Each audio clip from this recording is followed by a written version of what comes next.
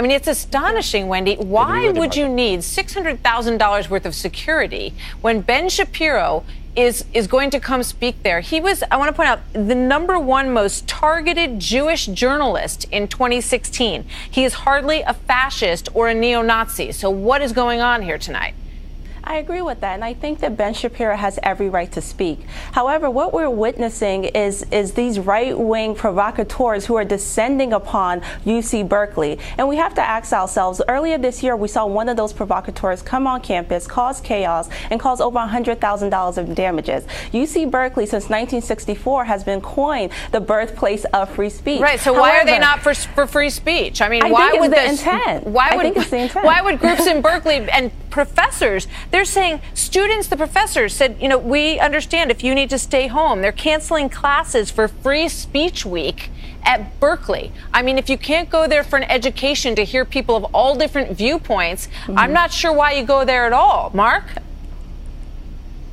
Absolutely, you're 100% right. What we are seeing here is the rise of a domestic terrorist organization called Antifa, which call themselves anti-fascist, but in fact adopt the fascist tactics of the black shirts that show up with hundreds of people bearing sticks and clubs and actually shields that say no hate as they beat peaceful protesters. And I don't know if there's going to be violence tonight. I hope there's no violence tonight. But even if there isn't, the existence of this violence in Berkeley and other places has already put a chill on free speech, because as you pointed out, $600,000 for security for Ben Shapiro. Okay, this student group that invited him is being charged $15,000 as a security fee. That's the tuition for a single year in Berkeley. So, you know, thank goodness they've got groups like the Young America's Foundation that are willing to pay for that for them. But Campus One, most students can't afford that kind of thing. So college campuses around the country, students are going to be inviting fewer conservative speakers because they can't afford $15,000 for security when Antifa shows up with their clubs and their sticks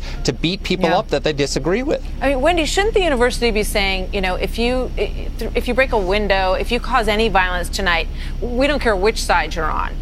You will be arrested. You'll be suspended from school.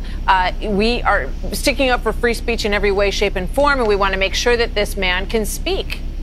Absolutely, but as a professor, I must say that the university has the #1 goal to protect the students. So it's not saying that Ben Shapiro is going to cause any harm. It's to say if there is any agitators, that we are prepared for that. And I wanted to say something about the intent here. As UC Berkeley is the place of free speech, the intent by right-wing provocateurs has been to disrupt the status quo. And that intent is both dangerous Wendy, I and have needs to to jump be in, questioned. because when you look at the violence that happened when Milo Yiannopoulos was there, the breaking of windows was coming from the other side. When you look at Patriot's Prayer and you look at the man who was, you know, bashed, he was being beaten with a stick. You've got people holding signs that say no hate and knocking them over people's heads. So you have to recognize that the violence is definitely coming from both sides here, no?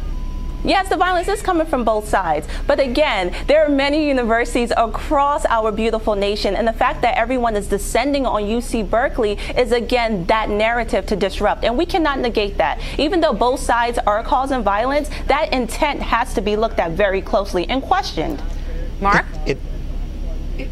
It's not the fault of a conservative speaker who comes on campus if black-shirted thugs show up and start breaking windows and trying to hurt people with shields that say no hate. That is domestic terrorism, and also, by the way, it's bigotry. They claim to be anti-white supremacists. Bigotry is by definition trying to impose the hegemony of your beliefs, and that's exactly what these people are doing. They're trying to prevent people with differing opinions from coming onto campuses. They're not preventing fascists. They're preventing conservatives from coming onto campuses and presenting a view that doesn't fit with the orthodoxy on those campuses. So they are using terrorist violence to shut down free speech, and everybody left, right, and center should condemn that.